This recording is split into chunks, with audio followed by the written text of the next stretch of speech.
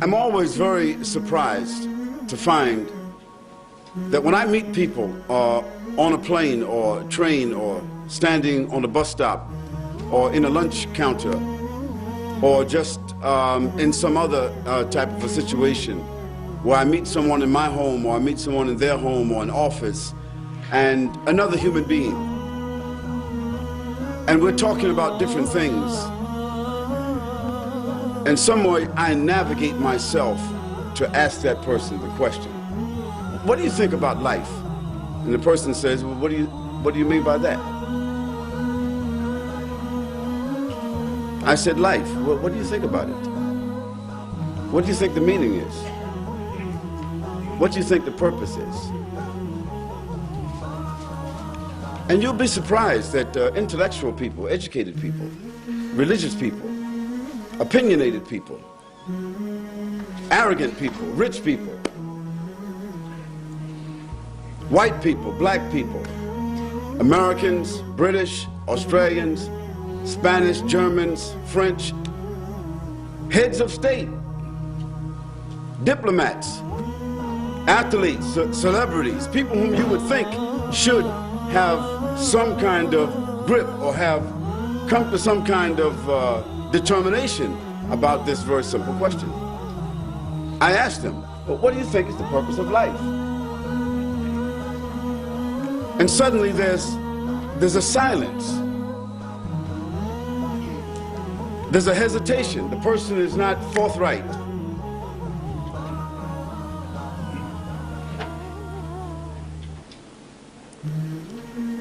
And I always remind myself, and I always remind the person that this is not a religious question. It's not a philosophical question. It's not a dialectical question. It's not a tricky question.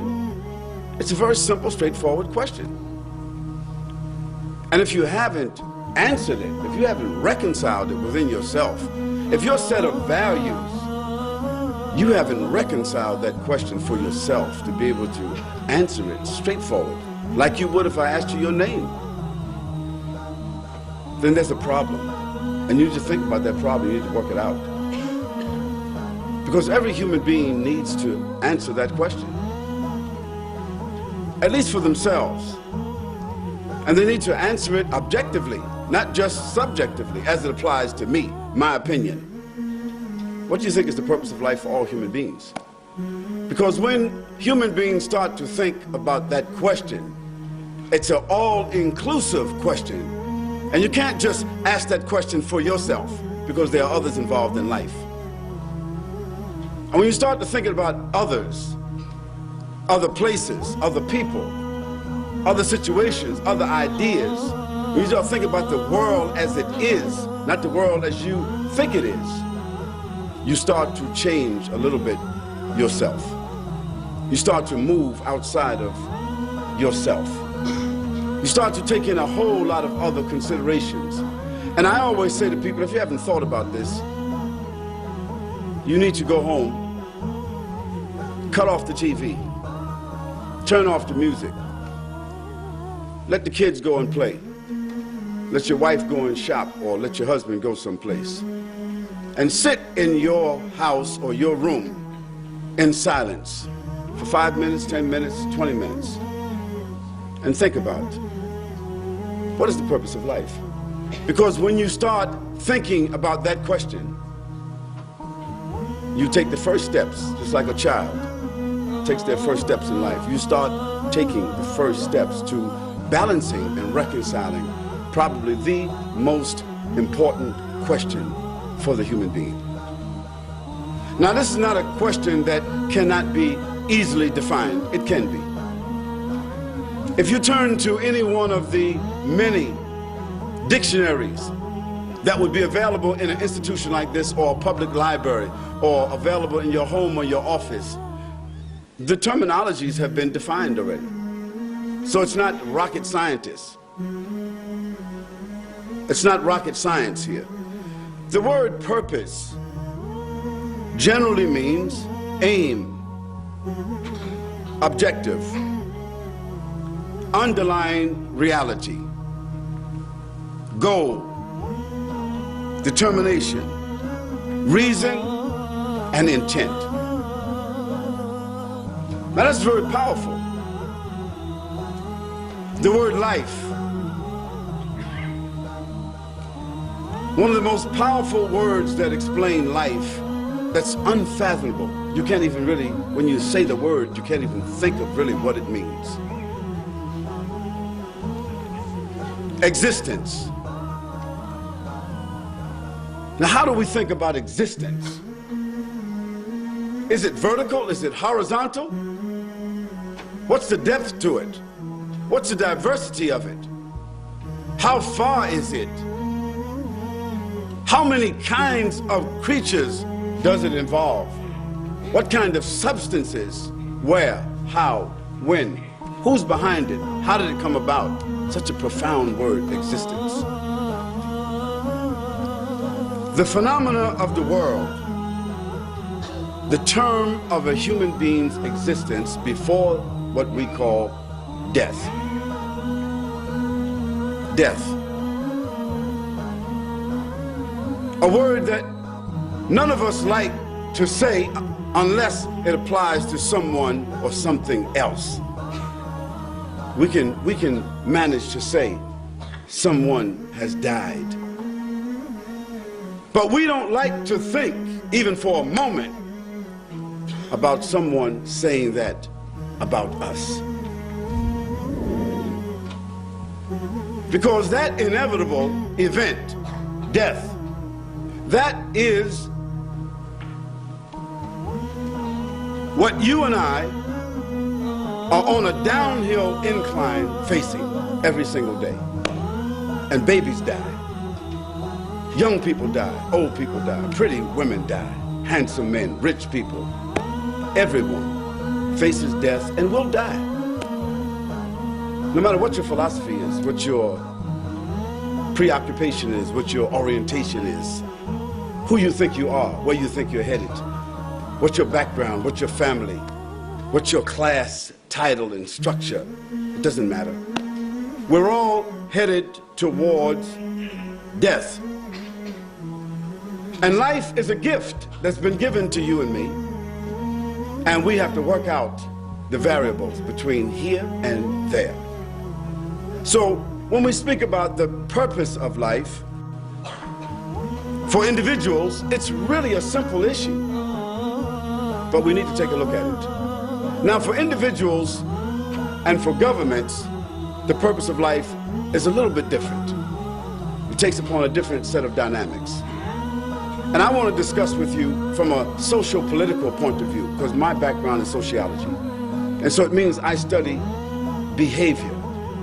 I study the behavior of governments, civilizations, societies. I study the behavior of individuals.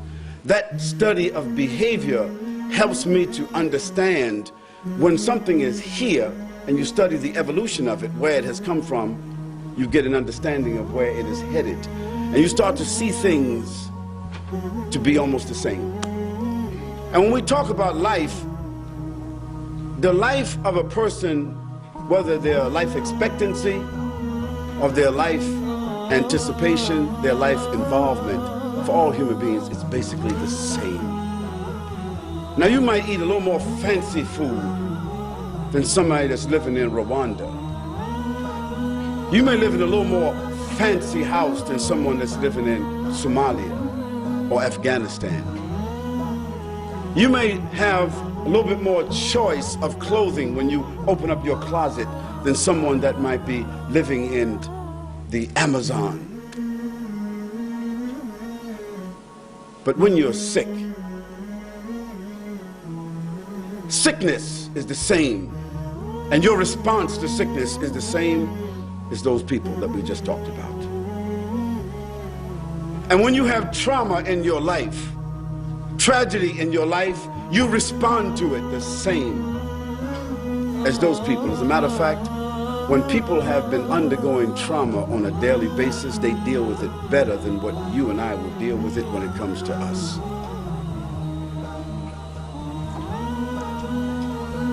So for individuals and governments, the purpose of life have a different manifestation, but I want to show you sort of like the generics of how they both function.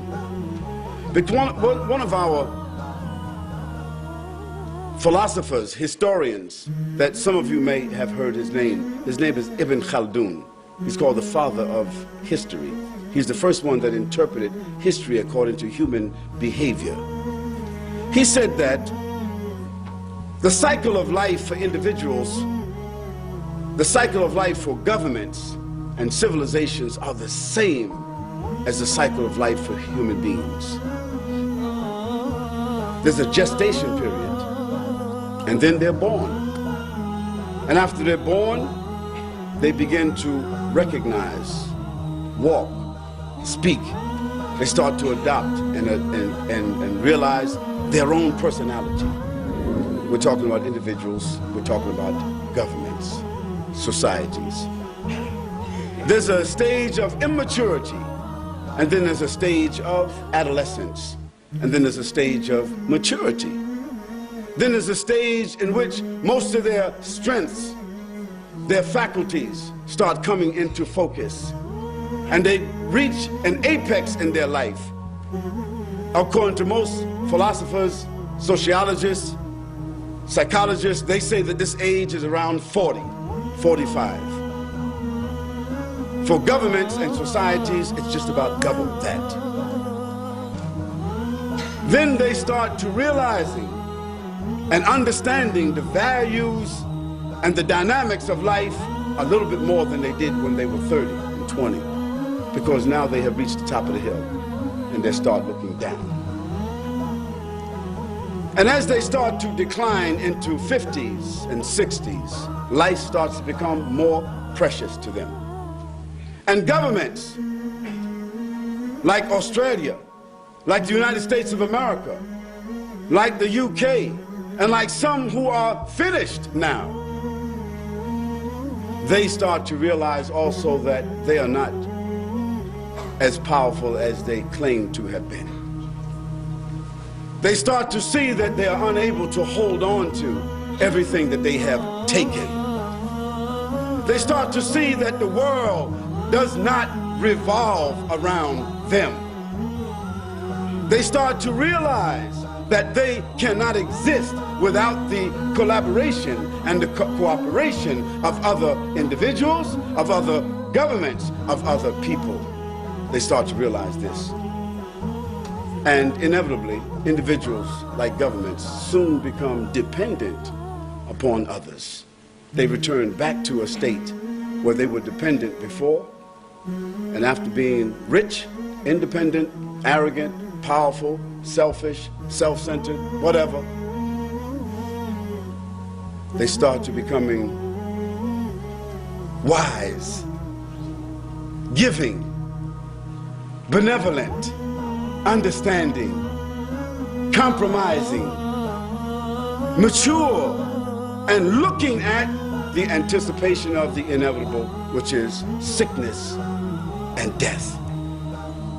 And one day, some of us in this room will remember that this has been said, that a great country like Australia, great country like America, where I'm from, great country like Great Britain, France, Germany, all these great countries, there's going to be a time, maybe not in our lifetime, when someone will speak about them with a historical, rhetorical mention, because they'll be over. And there'll be some other names here, like there are some other names here now. And we speak about others who were here, who thought they were powerful and would be here forever, rhetorical and historical. So we want to talk about the purpose of life as it applies to individuals and governments, because that allows us to understand the topic. I ask you to bear with me, because this is one of my favorite discussions. Not because I feel I treat it well or understand it well, but because it allows me as a human being to better understand how to negotiate my own life, how to appreciate my own life, how to appreciate those who are around me, those who may be dependent upon me or those whom I'm dependent upon, those who I interact with on a daily basis.